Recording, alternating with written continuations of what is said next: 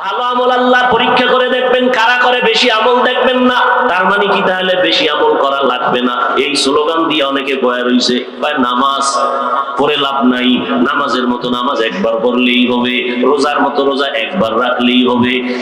একবার স্লোগান দিয়া ধোঁকাবাজেরা জীবনে একবারও নামাজ পড়েন, এর মধ্যে আজরাইল হাজির। ঠিক নেই? পত্রিকাটা সুন্দর করে পড়ে একজনে, তো আরেকজনে জিজ্ঞাসা, ভাই তুমি এত দ্রুত সুন্দর ভাবে পত্রিকা পড়ো কেমনে? এটা ধরলেই ভরা যায় না। এটা কেমনে?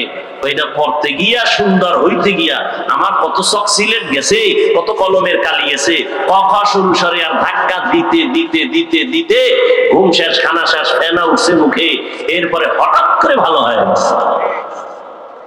ঠিক না? নামাজ পড়তে পড়তে পড়তে পড়তে এক সময় দেখবা অন্তরের ভেতরে আল্লাহর মহব্বত বাড়বে না কমবে? আরেকজনে মোটেই পড়ে না, হঠাৎ করে পড়লে কি বাড়বে? কোনদিন সম্ভব না।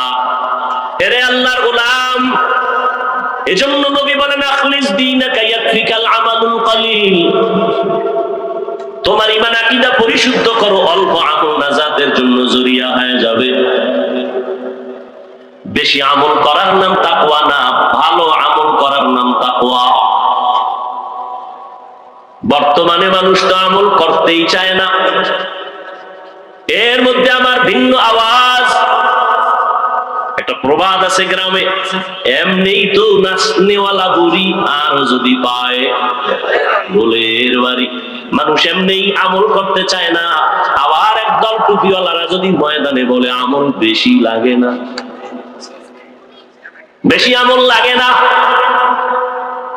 ওই আল্লাহর বান্দাকে প্রশ্ন করো, এই দুনিয়াতে আমার নবীর থেকে দামি কেউ ছিল? আছে? আসবে? সাহাবায়ে কেরাম আবু বকর, ওমর, ওসমান, আলী সহ এদের এত মর্যাদা, এদের ইলম কম না বেশি? আমল, তাকওয়া, ইখলাস। এত বড় মুফাসসির, এত বড় মুহাদ্দিস, এত বড় মুফতি, জান্নাতি টিকিট হাতের মধ্যে পাইছেন 10 জন সাহাবা।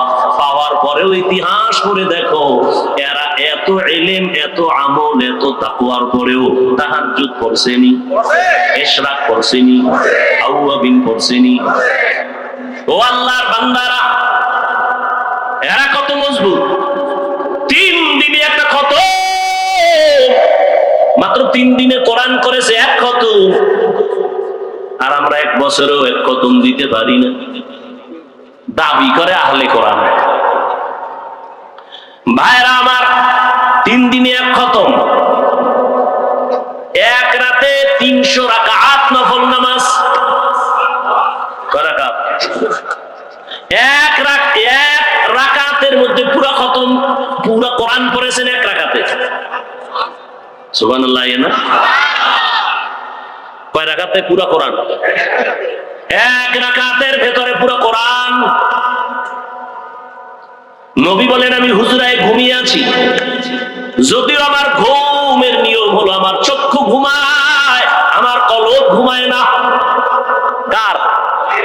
রহমতের নবী বলেন, আমার চোখ ঘুমায়, আমার কি ঘুমায় না? কলব ঘুমায় না।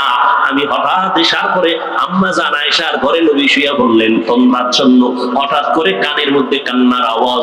কে কান্না করে? মাথার পাশেই তো মসজিদে নববী।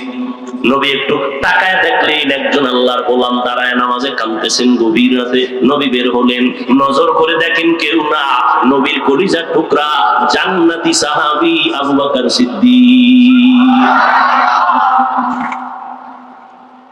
সাহাবায়ে কেরামদের থেকে বড় মুফতি, মুহাদ্দিস, মুফাসসির কেউ ছিল? আছে? আসবে? সাহাবায়ে কেরামরা যুদ্ধের ময়দানেও তারা ফার্স্ট,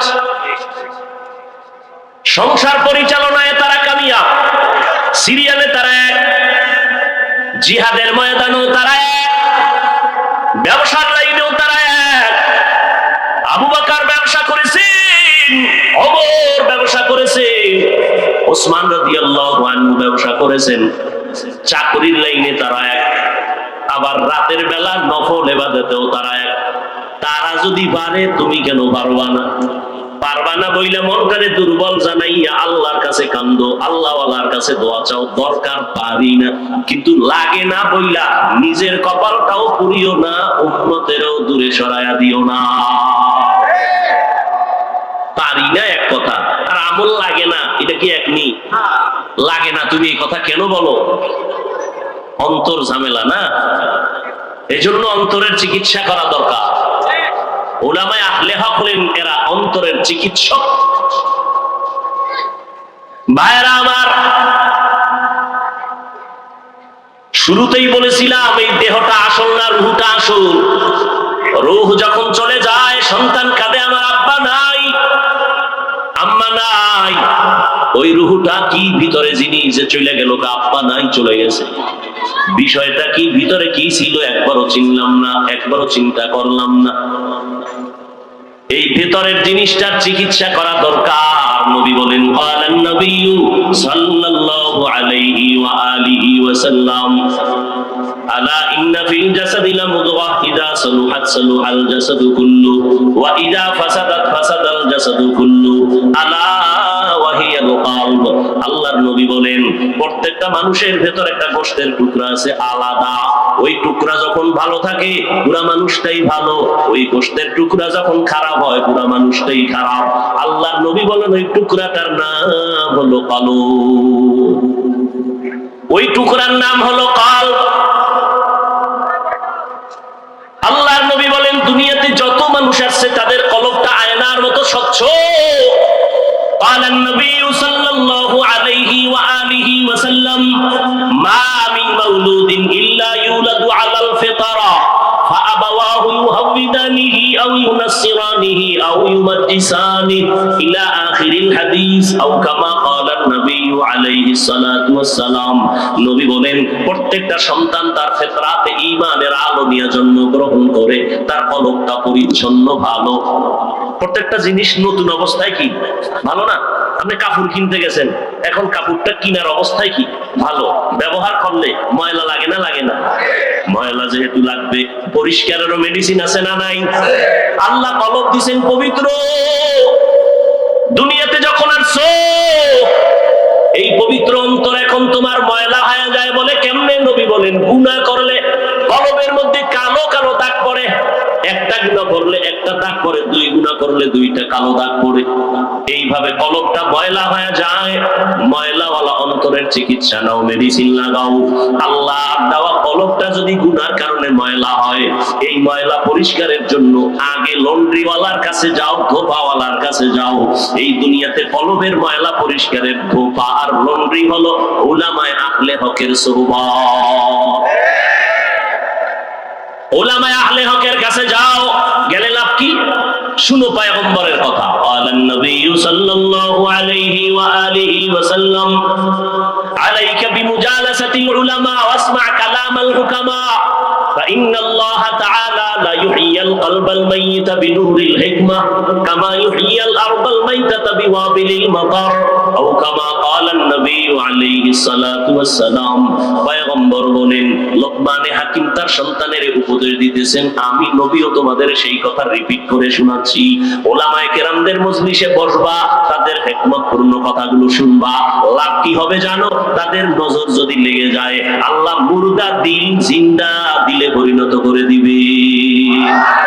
সোহবতে সালে তোরা সালে কুনা, সোহবতে তলে তোরা তলে কুনা দিল জমানা, সোহবতে বাউলিয়া বেতেরা সদ সালা তাআত বেরিয়া। ওলামায়ে কেরামের মজলিসে বসলে লাভ না ক্ষতি? এমনিতে স্লোগান দিতে পারেন মাইকের সামনে দাঁড়াইয়া, সৎসঙ্গে স্বর্গবাস। এর পরেরটা কি? তো আমরা আরবিতে কই, হাদিস দিয়ে কই, এটা ভালো লাগে না? না